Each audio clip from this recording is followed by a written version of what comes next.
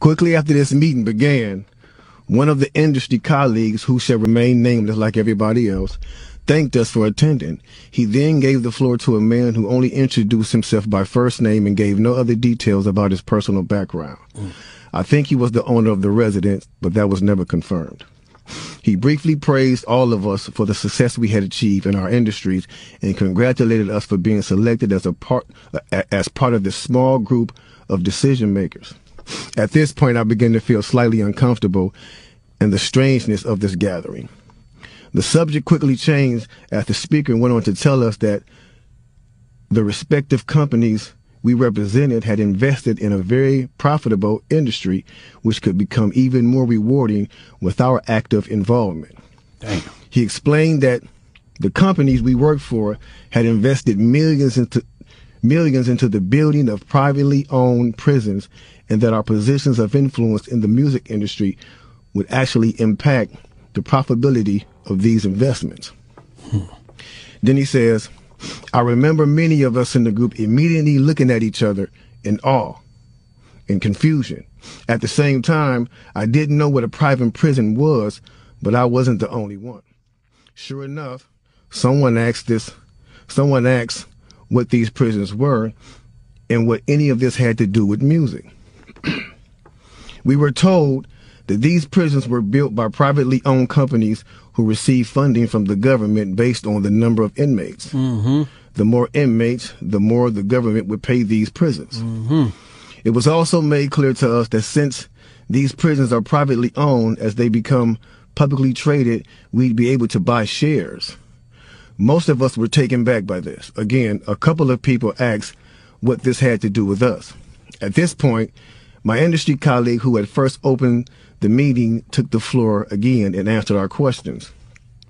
He told us that since our employees had become silent investors in this prison business, it was now in their interest to make sure that these prisons remain filled.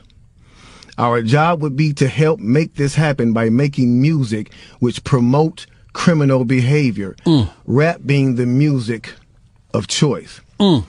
He assured us that this would be a great situation for us because rap music was becoming an increasingly profitable market for our companies, and as employees, we'd also be able to buy stocks in these prisons. Immediately, silence came over the room. You could have heard a pin drop. I remember looking around to make sure I wasn't dreaming and saw half of the people with dropped jaws. My daze was interrupted when someone shouted, "Is this a fucking joke?" At this point, things became chaotic. Right. Two of the men who were part of the unfamiliar group grabbed the man who shouted and attempted to remove him from the house. A few of us, myself included, tried to intervene. One of them pulled out a gun, and we all backed off. They separated us from the crowd, and all four of us was escorted outside.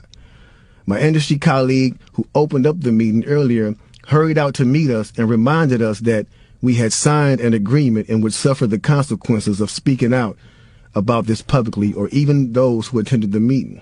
Damn. I asked him, why was he involved with something so corrupt? And he replied, it's bigger than the music business and nothing we can do.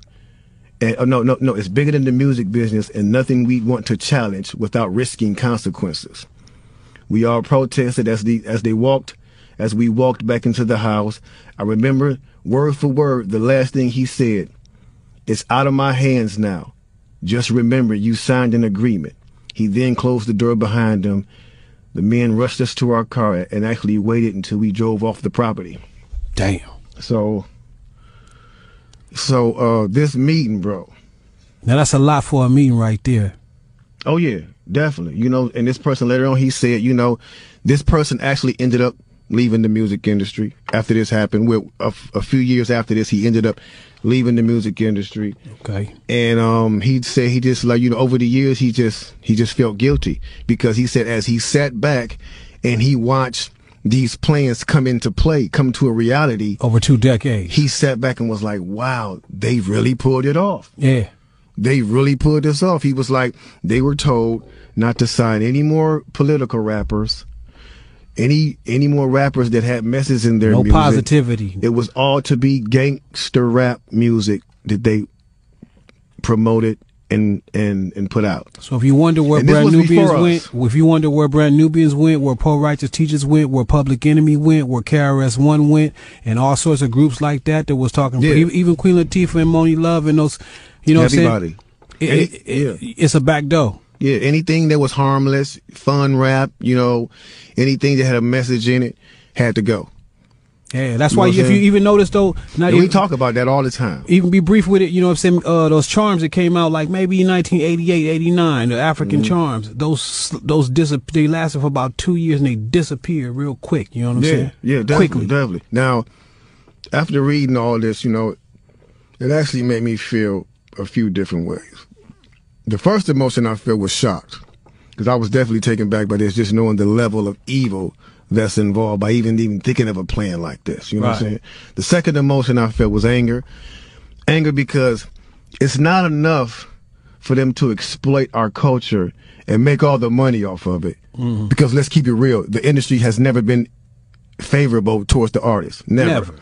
But they're going to go beyond the artists to get the artist to influence and lure in the consumer, which they knew at the time were mainly minorities. Yep. In other words, keep promoting gangster rap so that the youngsters will be influenced by them, which in turn will incite them to want to act like them, and it's a very good chance they'll end up in their prison. Yeah. So they're getting paid twice. They're getting paid from the artists they signing, and then they're getting paid from the